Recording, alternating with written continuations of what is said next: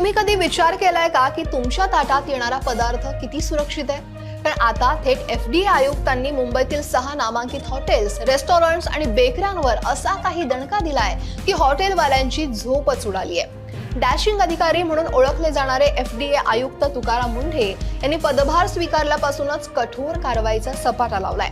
सुरक्षित अन्न निरोगी महाराष्ट्र या अभियानाअंतर्गत ते राज्यातील खाद्यपदार्थांची गुणवत्ता सुधारण्यासाठी कटिबद्ध आहेत.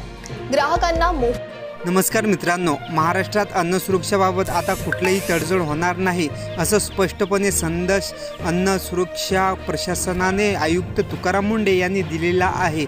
भेसळयुक्त अन्न, अस्वच्छ उत्पादन, नियमभंग आणि ग्राहकांच्या आरोग्याशी खेळणाऱ्यांशी आता तडजोड होणार नाही. राज्यभर कडक कारवाई सुरू आहेत.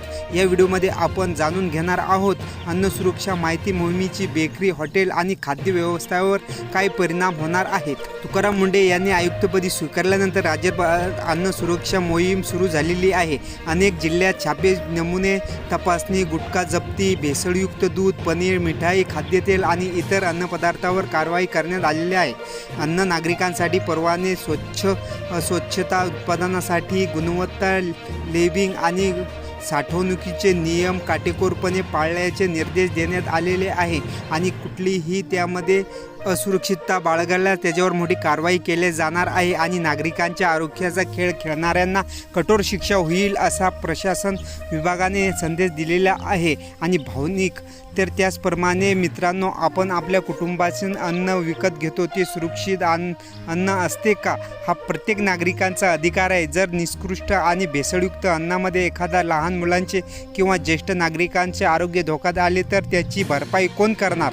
त्यामुळे नियम पाळणाऱ्यांवर आणि व्यावसायिकांवर स्वतः त्यांचे काही पालन केले पाहिजे, अन्यथा त्यांना नियम तोडल्यास त्यांच्यावर ठोस कारवाई झाली पाहिजे. अन्न सुरक्षा ही फक्त सरकारचीच जबाबदारी नाही, प्रत्येक नागरिकाची जबाबदारी आहे. संशयास्पद अन्नपदार्थ दिसल्यास त्वरित तक्रार करा आणि सुरक्षा निवड करा. ही व्हिडिओ उपयुक्त वाटला असेल तर आमच्या व्हिडिओला लाईक आणि चॅनलला सबस्क्राईब करायला विसरू नका. धन्यवाद.